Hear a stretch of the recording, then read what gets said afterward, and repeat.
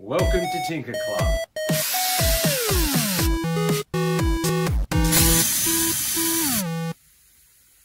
Today, we're going to be doing science in the kitchen. That's right, you've got your own little laboratory right here in your house with ingredients that you already have at home. Today, we're going to be baking bread. What?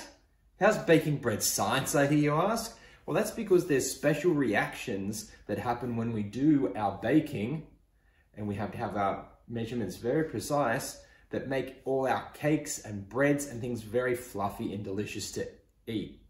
The important thing we'll be talking about today is yeast and how that acts in a scientific way to make our bread nice and fluffy.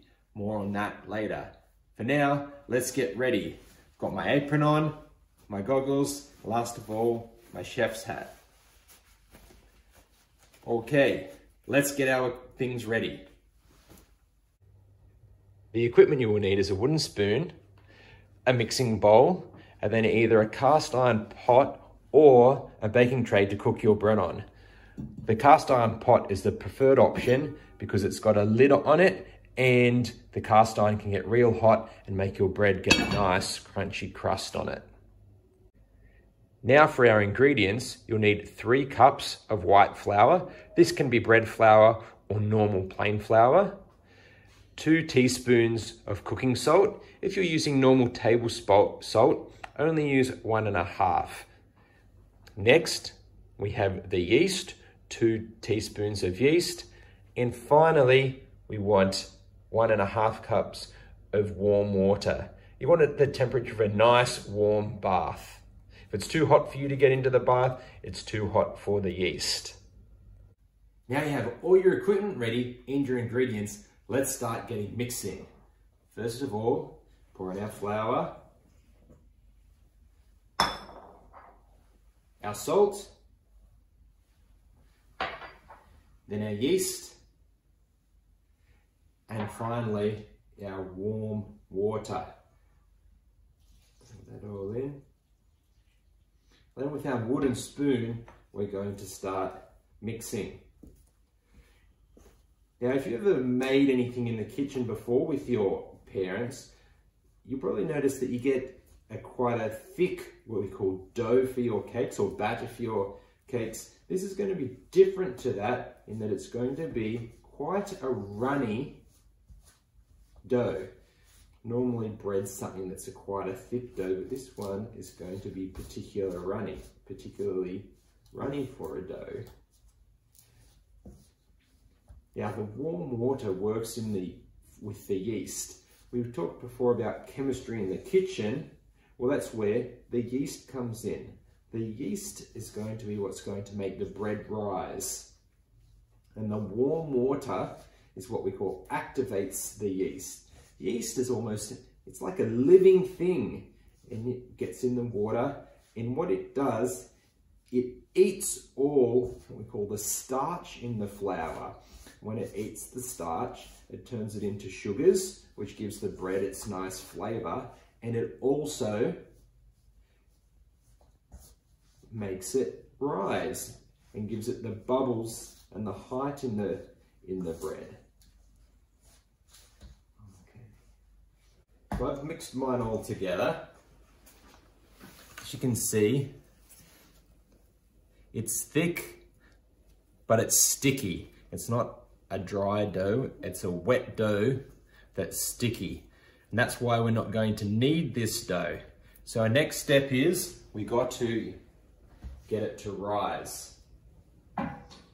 So get some cling wrap.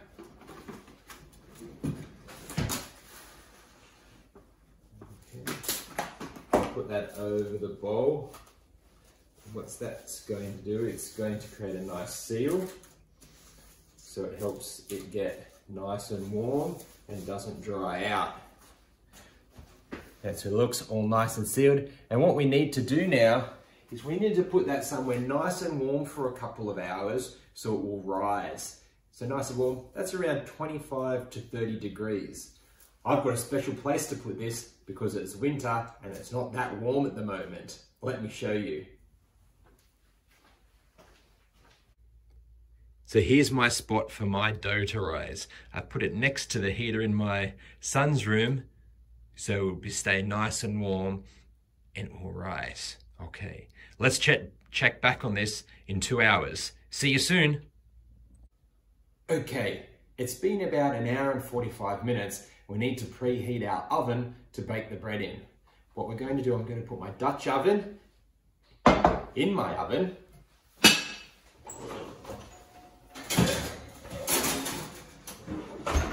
I put my Dutch oven, my cast iron oven, in my oven. I'm going to set the temperature to 230 degrees.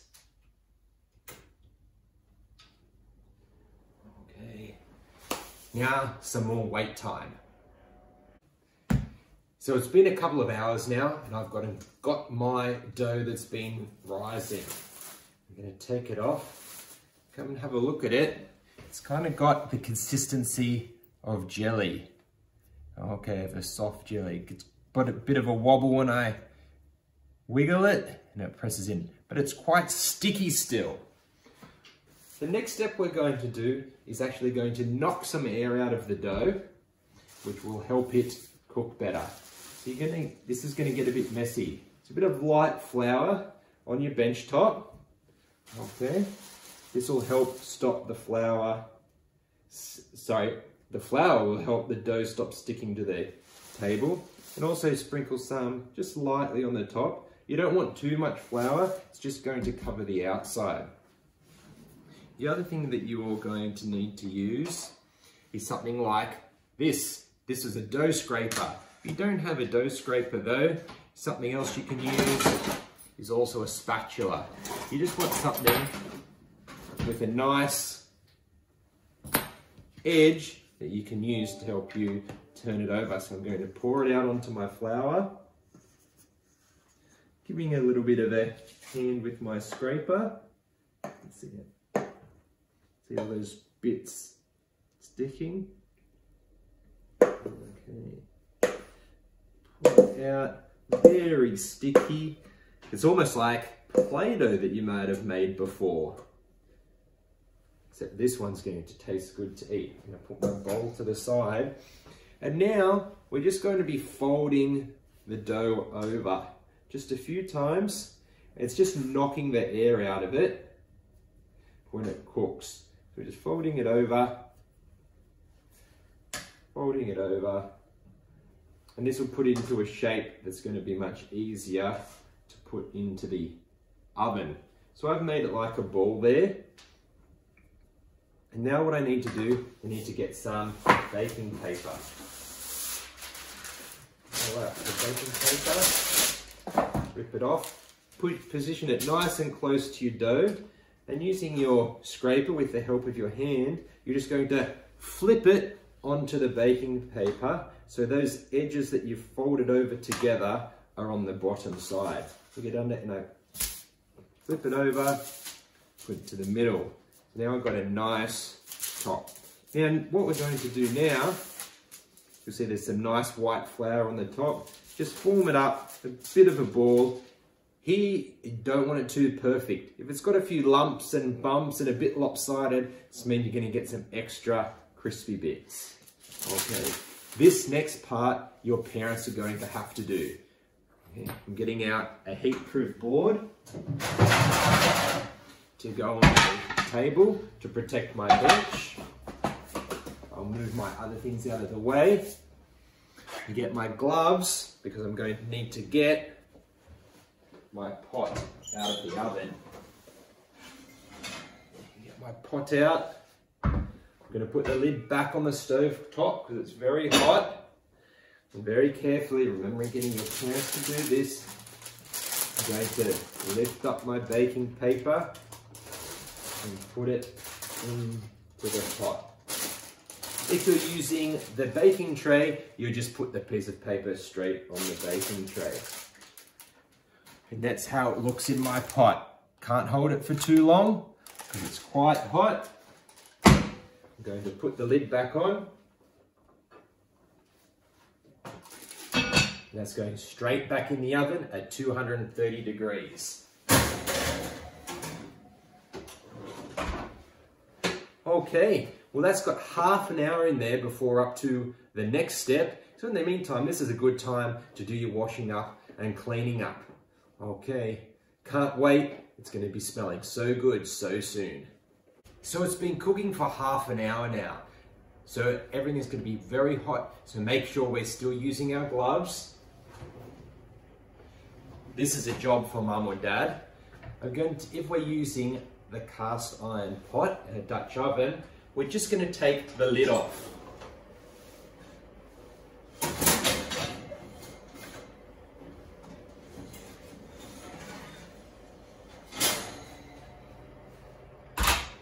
And then we're going to put it back in the oven. Make sure you put down your hot lid somewhere safe. Going to put it back in the oven to get nice and brown. And 15 more minutes, that should be ready. Okay, it's been that extra 15 minutes. It's smelling delicious. It's time to get it out. Once again, this is a job for Mum or Dad. Make sure they're being safe and they've got their oven mitts on. Get our bread out, put it on a heat-proof tray, and very carefully, just lifting up the paper, transfer it across there to cool. I'm going to put this back on the stove to cool down. It's out of the way and safe. Now, still quite warm. We need to wait for that to cool down about 10 minutes before we're ready to eat. Okay, I think it's cool enough now that I can try some. I'm going to put it onto my chopping board. This is a job for Mum or Dad again. The knife, cut off. See that crusty crunch.